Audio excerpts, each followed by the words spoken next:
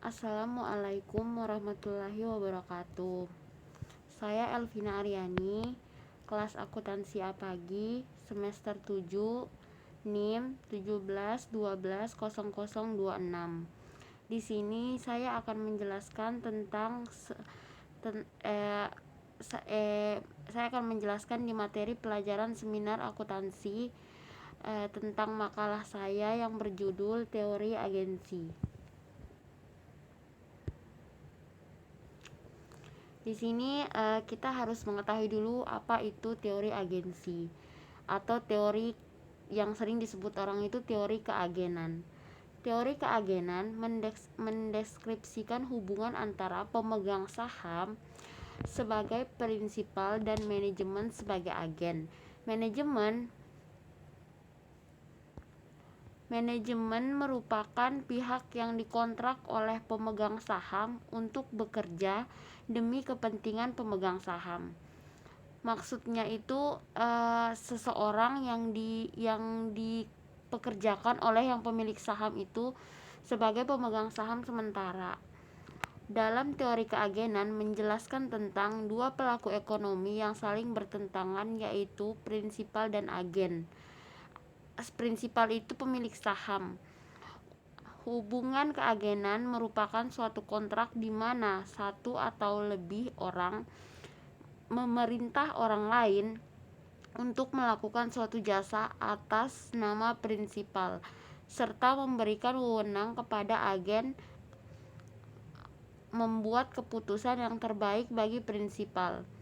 Jika prinsipal dan agen memiliki tujuan yang sama, maka agen akan mendukung melaksanakan semua yang diperintahkan oleh prinsipal. Oke, kita ke slide selanjutnya. Di sini teori keagenan menurut beberapa orang.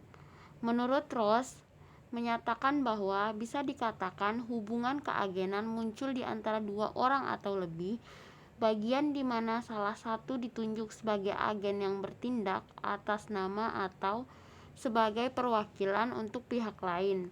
Prinsipal yang merupakan pemegang saham dalam perusahaan yang melakukan pemisahan fungsi pengelolaan dan fungsi kepemilikan akan mengakibatkan munculnya perbedaan kepentingan antara manajer dan pemegang saham.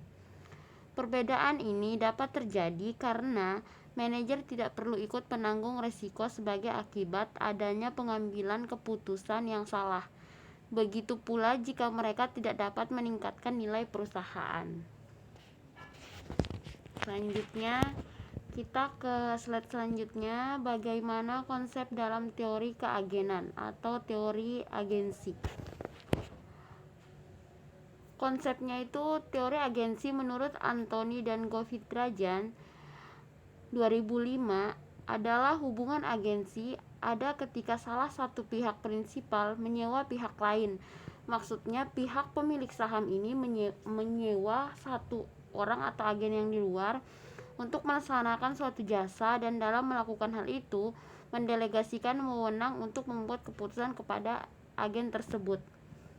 Selanjutnya, dan konsep agensi teori juga ada hubungan atau kontrak antara prinsipal dan agen. Prinsipal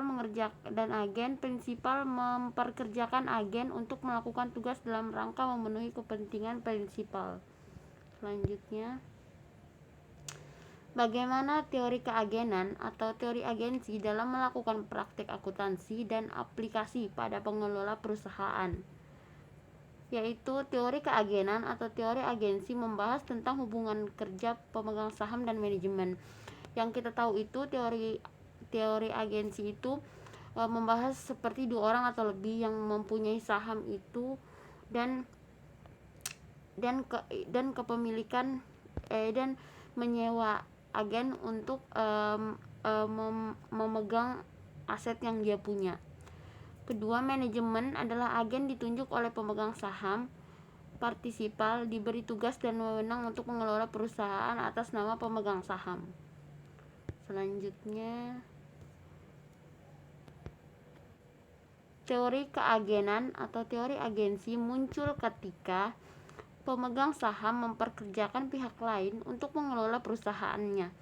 Maksudnya misalnya saya mempunyai saham, tapi karena saya sibuk dan tidak bisa mengelola saham tersebut, jadi saya membayar orang untuk mengelola saham saya,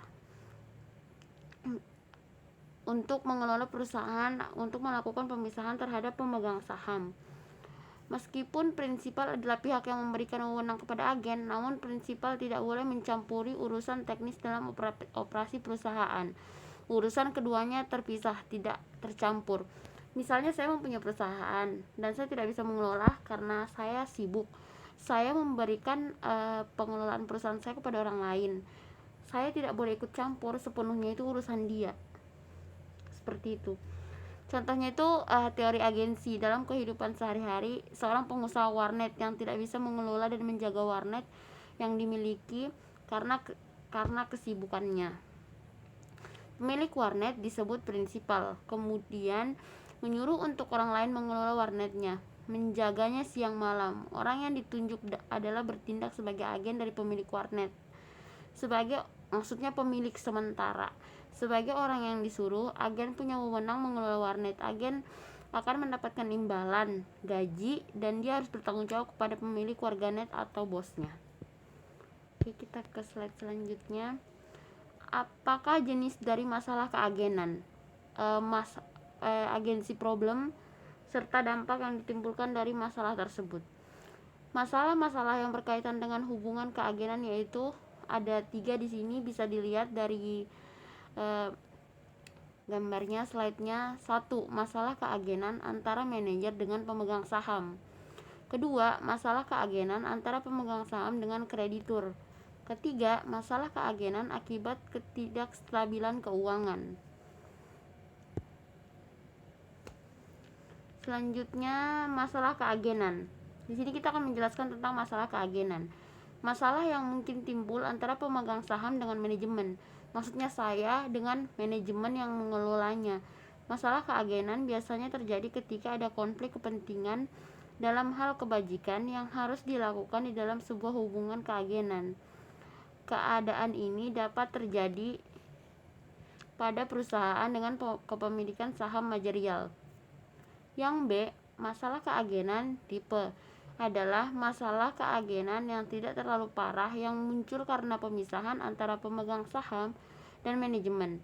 Masalah keagenan 2 adalah masalah keagenan yang lebih parah yang muncul di antara pemegang saham mayoritas dan pemegang saham minoritas.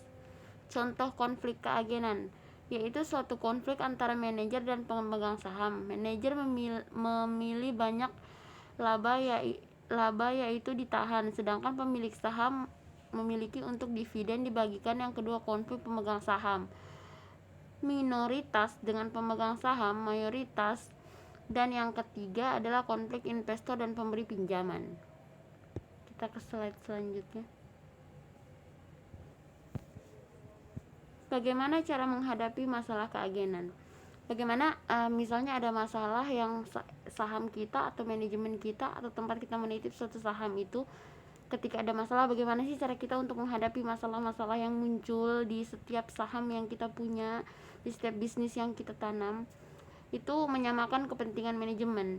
Maksudnya menyamakan kepentingan manajemen itu kita harus lihat kepentingan yang manajemen itu punya, dan kita harus periksa dulu masalahnya apa.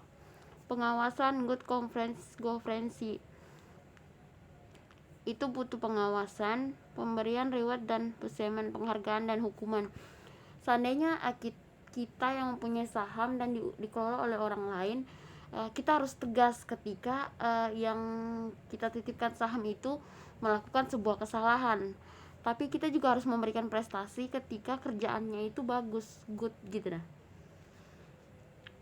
Utang sebagai sumber pendanaan perusahaan. Intervensi langsung oleh pemegang saham. Meningkatkan kepemilikan saham oleh institusi.